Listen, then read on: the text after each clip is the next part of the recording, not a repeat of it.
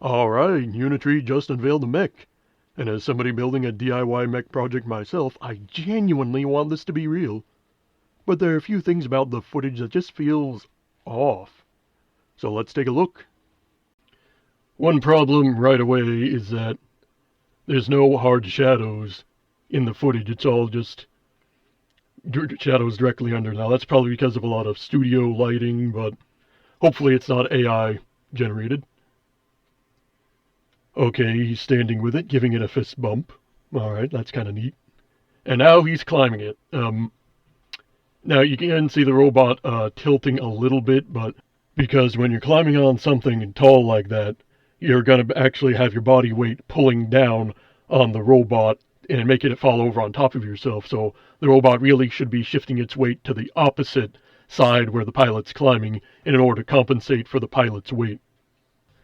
Now the thing is that this could just be a static statue or whatever, and he's just climbing in it for safety reasons. Now, this is not the first time that China has actually done giant robots attached to giant metal frameworks, because you can see this is Monkey King. They built it supposedly to fight megabots. It's supposed to be able to walk around and stuff, but the only footage that they have of it is when it's welded to this big metal steel frame here. So let's continue to see how it goes. Alright, he's climbing in the mech. It's a bit of a tight squeeze. You know, that's only natural.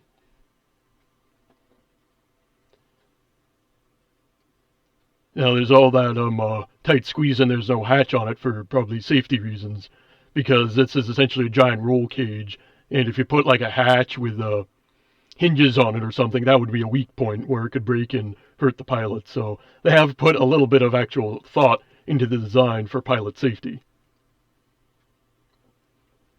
Alright, he's now comfy in there. And now it's a different shot. You can't see the operator's face, and he's all dressed up in a neat little costume. And notice when he's walking, the pilot is jiggling around. That's because, well, that's probably a lightweight mannequin, not an actual person. Actual people don't jiggle around that much.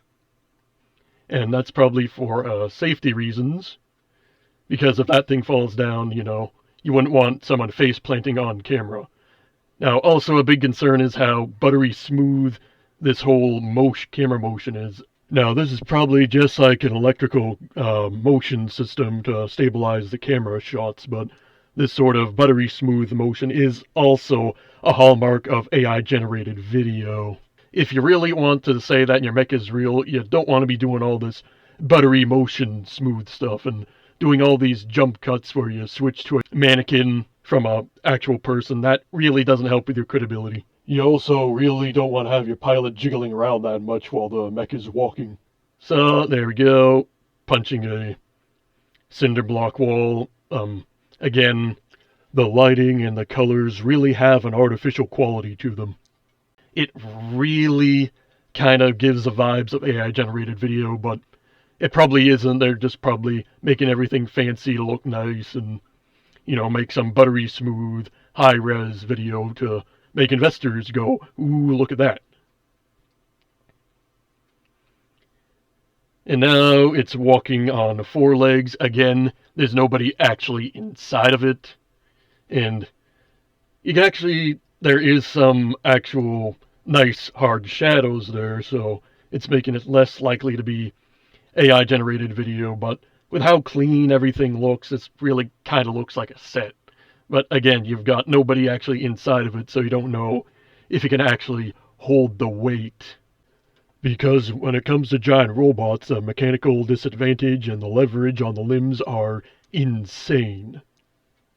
And there he is, climbing it while it's on 4 legs, and this time you're actually... The only time you see the feet when someone's actually climbing on it is, you know, when it's actually on 4 legs. So that really gives me the vibes that there's probably some balance issues and this thing is off when he's trying to climb into it. So, I mean, again, when he's climbing into it when it's on 2 legs, you don't see the feats at all. They're cleverly out of shot. So again, climbing into it, you don't see the feet right here when it's on 2 legs. But when it's on 4 legs...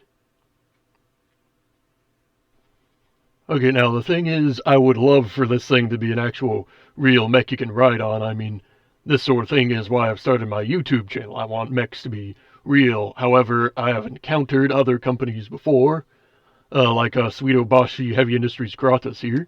They've been saying for years, oh, we've got a mech, it's real, and we're selling it, it's so awesome. But you can see how it has the wheels in the back right here.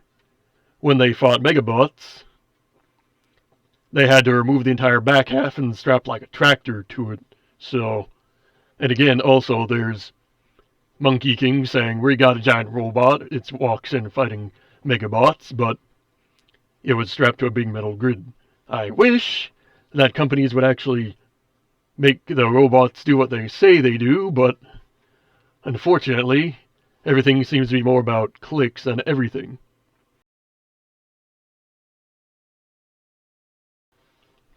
Whether this is real or not, that's up to you. I'm just putting in my 2 cents. So, yeah. If you do enjoy my content or you want to leave a comment saying I'm a big duty head and I should trust the CCP, go ahead, leave a comment down below. Have a good day.